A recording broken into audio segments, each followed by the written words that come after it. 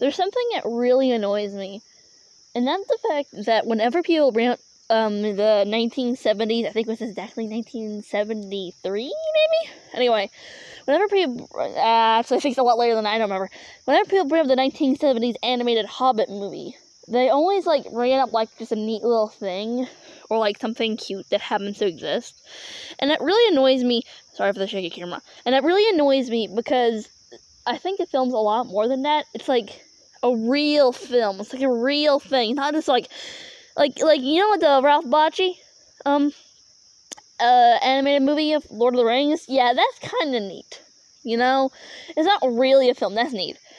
The animated Hobbit one is it's not just a little neat thing. It's like a real adaptation. It's a real film, and that's why and that's why it annoys me so much when people talk about it like that, because I don't.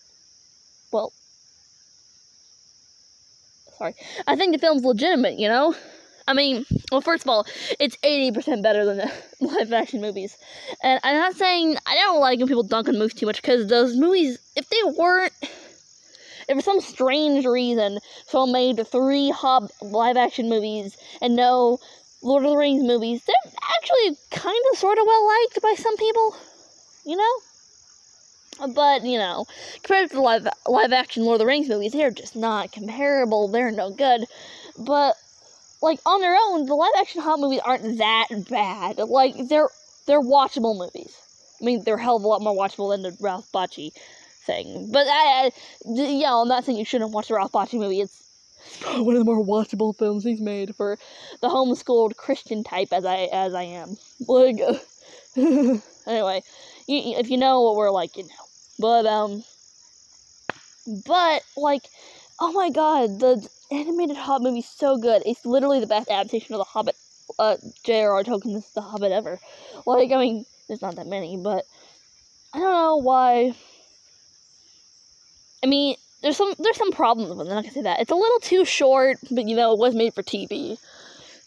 The animation's kind of funny. Like, do you know what cells are? Cells are, like, character animations. Okay, there's, like, cell background, and there's, like, cell character sheets. Sometimes the cells of the characters on a traditional animation they look funny, but that's not the animation's fault. That's, like, how they're made. It's, like, edited poorly. And that's the problem with it, because it looks kind of cheap. That's the problem with the film. That it's made for TV, and what it really needs is a remastering, Blu-ray. If you really can, maybe someone will fix that. Just like a total remastering, like a lot of the old Disney movies have gotten. That would be awesome.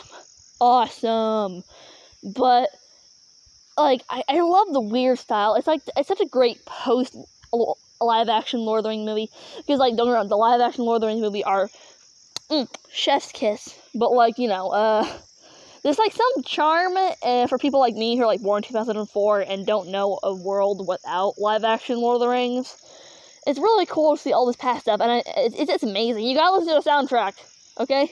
And for, actually, the Rankin Bass for the people who made this movie, and they also made The Last Unicorn and, like, you know, Rudolph and all that other stuff. Actually, there's some really cool Rankin Bass stuff, but I mean, obviously it's just like stupid video of me talking to what doesn't do any justice, but you gotta watch it. It's so good. It's just complete, you know? Like, criticizing it, and you know that it's flawless, but it's just so pure. If that makes any sense? It's like, like, obviously there wasn't great corporate greed like there is for everything, but there's nothing wrong with a little bit of corporate greed. But it's like so much more pure than other adaptations of his work are. It's so cool. Also, if you can find the really old Lord of the Rings Christmas calendar, look that up. It's super wacky but cute. You gotta look that up too. Yeah. I mean, I just don't know what to say here, because this kind of thing doesn't do it justice. More people need to talk about it, because it's just such a classic. It's great.